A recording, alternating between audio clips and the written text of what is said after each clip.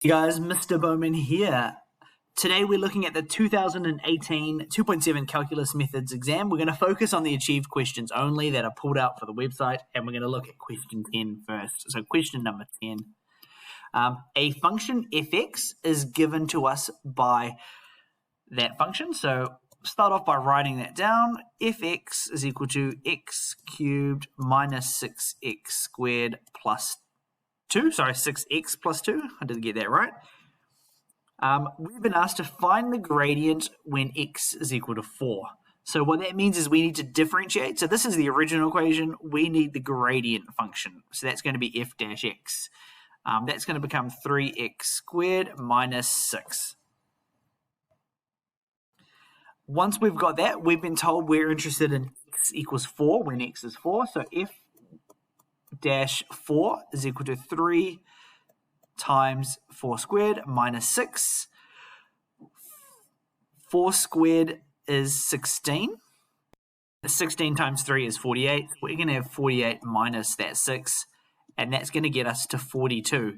So at that point, x is equal to 4. There's an extremely steep gradient, positive, of 42. Now looking at question number 11, and a common question that comes up is to do with the graph. So the graph we've been given is the original function. We've been asked to sketch the gradient function. So the first step is, just a reminder, this here is a negative parabola. So as a equation, it could be negative x squared. And if we differentiated that, we would get negative 2x. So what that tells us is the gradient function would be linear, and it would be negative as well. So that's two bits of information that's really important. The next bit of information is that turning point up the top here. So we know at that turning point, the tangent would have a gradient of 0. So we know y dash would be equal to 0.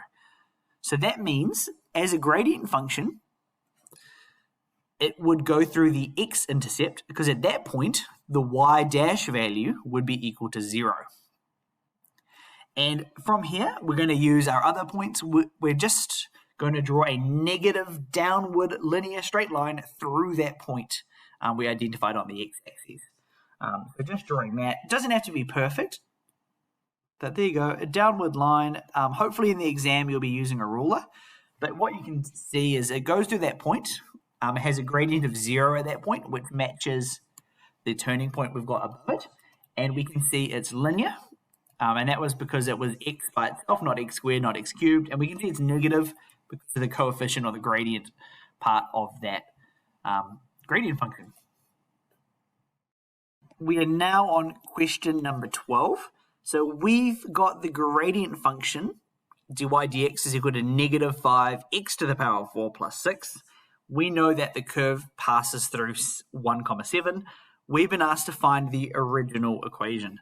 Let's start off with writing down that gradient function. So dy dx is going to be equal to negative 5x to the power of 4 plus 6. To find the original equation, we're going to have to integrate or go backwards for this one. So we're going to go y is equal to negative 5 divided by the power plus 1 x. And don't forget power plus 1 plus 6x plus c. So that plus c is the critical part for this particular question.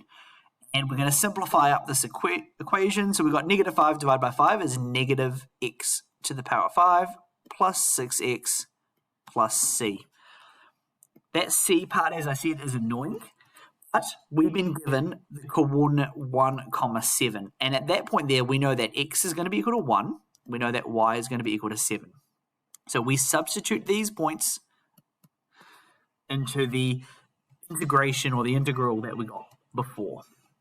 So we know that 7 is going to be equal to negative 1 to the power 5 plus 6 times 1, and then we're going to have plus c. So that's going to become 7 is going to be equal to negative 1 plus 6 plus c. 7 will be equal to 5 plus c.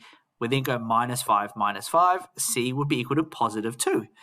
That can wrap up our equation. So we're going to go, therefore, y is going to be equal to negative x to the power 5 plus 6x plus 2.